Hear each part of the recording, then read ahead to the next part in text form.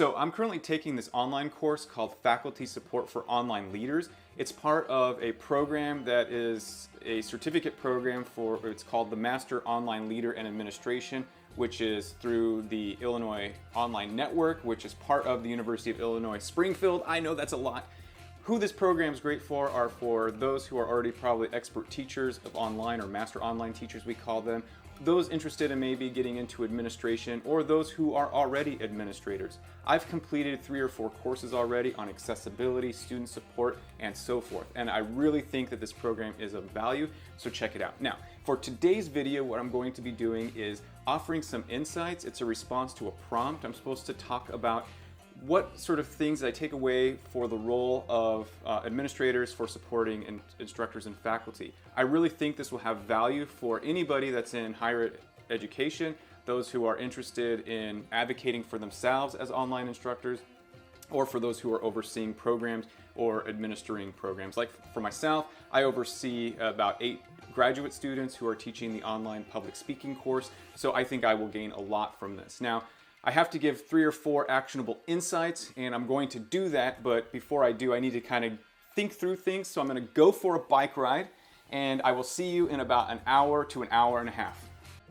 Okay, so while I was out for my ride, I realized that probably the best way to do this video would be to slide share. So unfortunately, this is going to include some PowerPoint slides, but I think this will be beneficial because you can actually see what I'm articulating, and I can say the things that I want to say more concretely.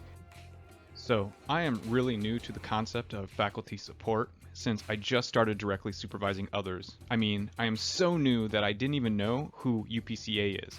So UPCEA is the University Professional and Continuing Education Association. They provide leader support for professional, continuing, and online education. And I'm not really in the habit of pretending to know more than I do. So I'm going to begin with their definition of faculty support, and they suggest faculty support is recognizing that online education is not a solitary instructional process, but one that requires extensive support and resources. Leaders must envelop their faculty with the tools they need to create education equal to, if not exceeding, that of the traditional classroom. Well, the only thing I might take issue with is the fact that they emphasize tools. I understand tools is a broad term, but the use of the word tools undermines many of the readings and perspectives provided in this week's readings, which emphasize that pedagogy comes before technology. So I might just alter that definition and suggest that faculty and instructor support is about providing faculty with the knowledge, skills, attitudes, and technology, or KSATs, needed to exceed key performance indicators, or KPIs, of quality pedagogy.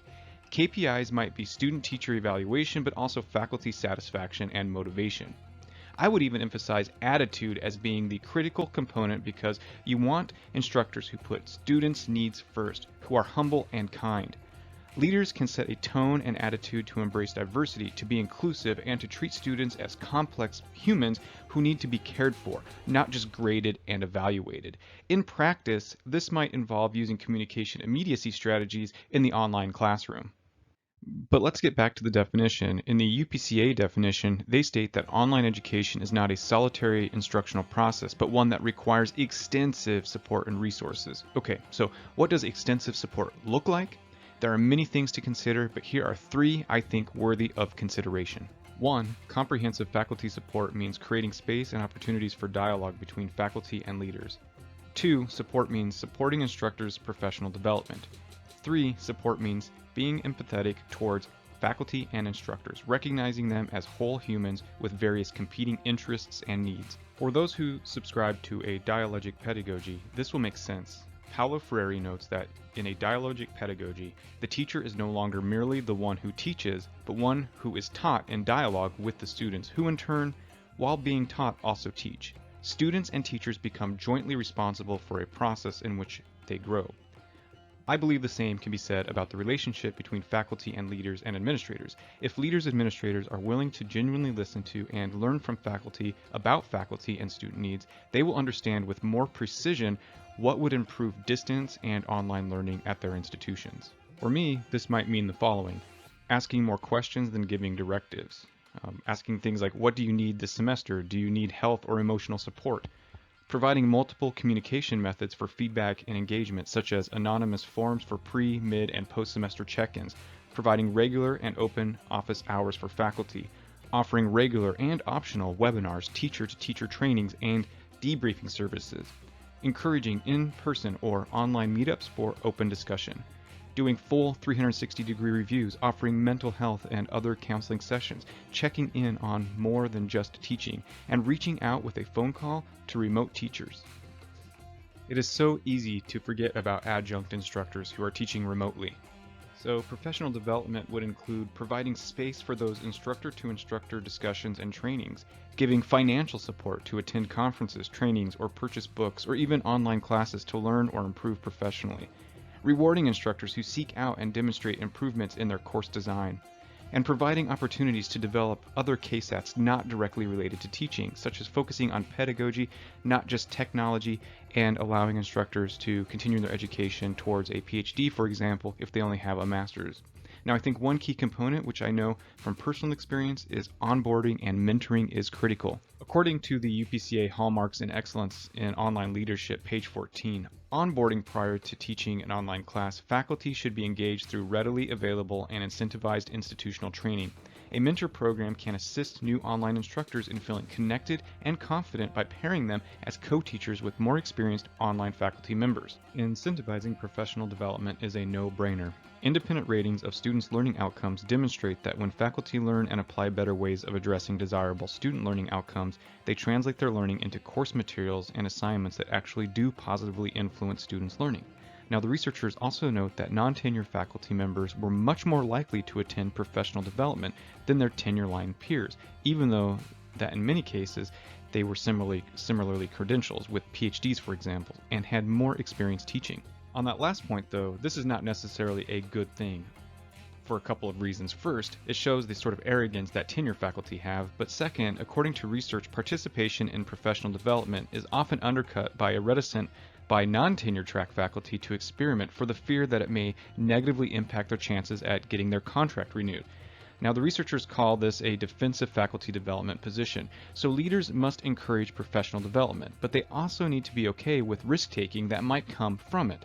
And when things don't work out, they can deploy that dialogic approach by asking, why didn't it work? How could it be better? In short, we need to be much more open to dialogue.